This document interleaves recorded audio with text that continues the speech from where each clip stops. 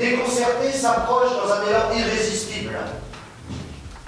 Sublimé par l'amour passionnel qui le lie, non pas à Claude, mais bien à Dominique, René, déformé par le désir qui anime un instinct tribal, s'approche afin d'embrasser sauvagement Dominique, qui improvise aussitôt une situation où René et Claude seraient dos à dos. Voilà, fin de la première scène. Comment vous trouvez? Alors, comment vous trouvez? Benoît, tu peux me relever le plateau, s'il te plaît? Merci. Alors? Ouais, là, tout de suite, si, non. Quelqu'un veut un café? Alors? Hein? C'est gonflé. Ah non, non, vraiment, c'est gonflé. J'ai tout déstructuré. Ah non, non, vraiment, c'est gonflé. Et ça laisse un espace de liberté, mais fantastique pour la mise en scène. Ah, ça! Quand on dit qu'il n'y a plus d'auteur, ça fait doucement rigoler. Dis-moi, Dominique, une petite précision. Pourquoi tu insistes autant sur le froncement de sourcils? C'est le titre de la pièce. Bon, de toute façon, on est d'accord, faut pas le jouer, le froncement de sourcils. Absolument, Claude, c'est vrai. Je vais exagérer sur le froncement de sourcils. Écoute, moi je suis acteur, hein, il y a écrit froncement de sourcils, je joue le froncement de sourcils. Hein, il y aurait écrit il tire la langue, j'aurais tiré la langue. Je sais pas comment dire. Dominique, tu as une écriture assez particulière. Au niveau de la structure dramatique? Disons que je ne suis pas habitué à ce genre de structure. Et surtout, j'ai l'impression que vous vous rendez pas bien compte. Hein. C'est la première fois que je joue un personnage qui s'appelle Claude. Là, on touche un point délicat. Première fois. Je suis très courageux d'en parler. Non, je vais pas te mentir, les Claudes, c'est pas facile. On ne propose pas un Claude au premier acteur venu, tu sais très bien. Alors, si Dominique, qui est un auteur reconnu, qui a quand même travaillé avec... écrit sur le pour toi, c'est qu'il est convaincu que tu peux jouer. Absolument. Tu as la carrure pour jouer les Claudes. Je ne te l'aurais pas proposé il y a d'autres ans. Mais là, vraiment, aujourd'hui, tu as l'épaisseur du rôle. Tu as une surface de jeu incroyable. Tu pourras même t'attaquer au grand Claude de répertoire. Souviens-toi, le Claude de Gérard Philippe. Et pourtant, il avait deux prénoms qui l'ont pas aidé. Bah, sinon, pour toi, René... Parfait. Moi, les René, c'est tout à fait ce que j'ai envie de jouer en ce moment. En plus, tu as l'âge du rôle. Je te remercie. Ouais, c'est sûr, les relais, c'est sympa à jouer, hein. C'est du velours, les relais. Là, moi, j'aurais bien joué un René. Mais c'est Claude, le rôle principal. Et tu sais, il était très bien ton froncement de sourcils. Faut juste le suggérer, c'est tout. Putain, mais souviens-toi.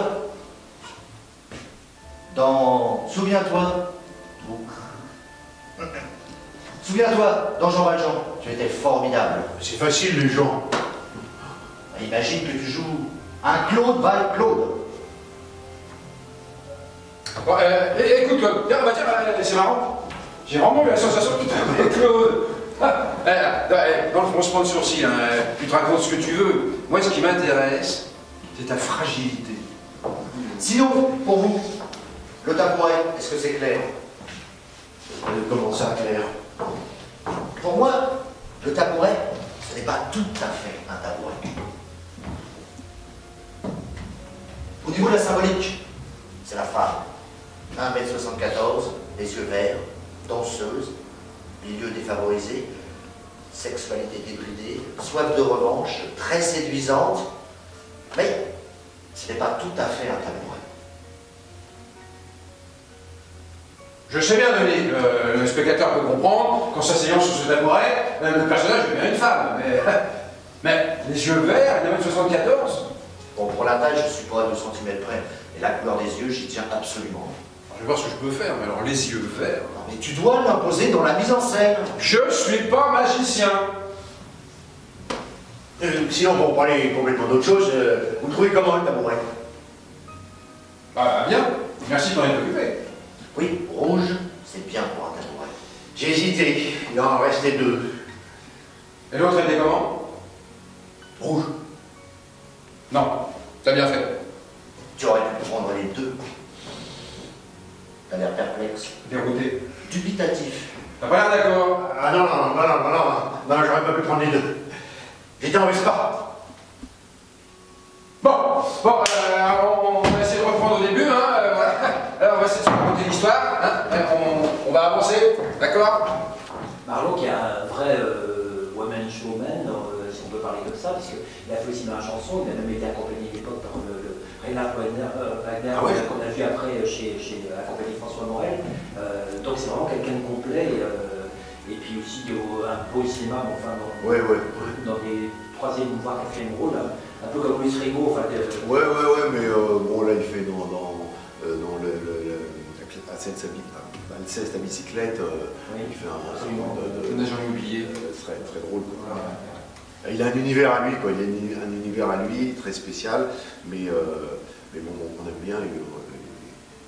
C'est une sorte d'absurde auquel on adhère. Alors le trio gagnant, si je peux dire, c'est un auteur, un comédien, un metteur en scène. Voilà. Donc 3 personnages, 2 possibilités ou plus que ça. Il y a plein de possibilités, ouais. C'est-à-dire que voilà, c'est 3 personnages qui essaient de se dépatouiller à monter une pièce et bon, ce qui est savoureux, c'est la façon dont ils s'y prennent mal. C'est le côté clown, quoi. Il y a un côté clown, quoi. C'est-à-dire qu'ils vont de catastrophe en catastrophe un peu, et puis avec ce que disait Didier, ce côté absurde. Et puis c'est quand même bien écrit parce qu'on ne sait jamais si on est dans la répétition, dans la représentation, dans comment s'écrit la pièce. C'est assez fin, ce qui permet au spectateur d'être toujours des fois en avance sur les personnages et donc de voir venir... c'est ça qu'on a découvert dans le genre. En travaillant. C'est ça qui est savoureux, c'est que le spectateur est souvent en avance. Il comprend à l'avance, ce qui fait qu'il y a des rires ou des réactions qui arrivent avant que se passe l'action. Alors on est vraiment à la limite, en France on fonctionne bien avec des étiquettes, on est vraiment à la limite entre le café-théâtre et théâtre, parce que on pourrait voir dans les deux, encore que Gay Parlant, on pourrait plutôt dans les théâtres, notamment on voit à Paris. Donc, oui, cette pièce a été jouée au Théâtre Montparnasse, donc ça va vraiment dans la filière café-théâtre. Non, c'est pas café-théâtre, en plus moi j'ai rien contre le café-théâtre, j'en fais aussi. Mais là c'est du théâtre d'humour, du théâtre d'humour qui est assez original parce que c'est pas du tout du théâtre de boulevard, c'est pas du café-théâtre non plus, c'est pas... On est plus chez Jean-Michel Ribes, chez Roland Topor. Oui, complètement. D'ailleurs, c'est pas pour rien qu'il était... l'image qu'on a de Jeanne Marlowe à la télé, c'est dans Palace. Voilà, c'est aussi dans Palace. C'est vraiment l'humour Palace. La pièce qu'il a écrite, qu'il a jouée après, justement, il a joué le salon aussi, il a joué il a joué justement chez Jean-Michel Ribes. Effectivement, c'est un peu cette veine-là, quoi.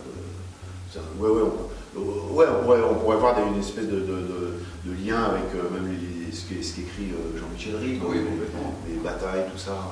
C'est volontiers, bon là, je trouve que vous êtes 3 hommes, mais on pourrait imaginer voir intégrer une fille dans ce... Non. Moi je m'appelle, si c'est des questions comme ça. Non, on aurait bien aimé avoir 3 filles avec nous, mais... Même si dans le spectacle, on essaie quand même... Non, dans le spectacle on ne peut pas parce qu'il y a justement... il y a quelque chose sur la féminité, sur les prénoms. Les personnages s'appellent Claude, Dominique et René, et c'est pas rien que c'est des personnages qui peuvent s'appeler aussi. Des prénoms qui sont mixtes, donc... ça joue beaucoup là-dessus. Voilà, on n'aurait pas pu l'adapter pour 3 filles, ou peut-être 3 filles, mais en tout cas pas mélangées, malheureusement. Non, mais... Donc là, pour le coup, on retrouve alors l'humour, plutôt des films noir et blanc du début, les Marx Brothers et compagnie, effectivement... il y a un côté Marx Brothers. C'est pas pour rien que j'ai parlé de Buster Keaton, parce que moi je suis un fou de Buster Keaton. Buster Keaton, son principe, c'est de situations simples, d'avoir des réponses complètement folles, des réponses inappropriées, et c'est ce qui se passe tout le temps dans cette pièce. C'est-à-dire qu'à des questions simples, ils ont des réponses, ils se compliquent la vie tout le temps. Voilà, et là où ils se posent le plus de questions, c'est sur les choses les plus dérisoires, les choses importantes. Le choix du tabouret. Entre autres. Voilà. Ça devient la couleur rouge du tabouret. Voilà. Oui, c'est ça, le choix de tabouret devient un problème central dans une discussion de théâtre. C'est ce qui se passe. Ok, merci beaucoup. Donc, à voir jusqu'au 31 mai. Voilà, venez, il n'y a pas de problème. Pour l'instant, les gens qui sont venus, je crois, ont passé une très bonne soirée. Très bonne soirée. C'est général à découvrir, ceux qui ne connaissent pas vraiment. Donc c'est encore, enfin voilà, c'est jusqu'au 31 mai, mais bon, pas tous les jours, il faut regarder. Voilà, on va s'arrêter une semaine pour souffler, puis après reprendre la dernière semaine.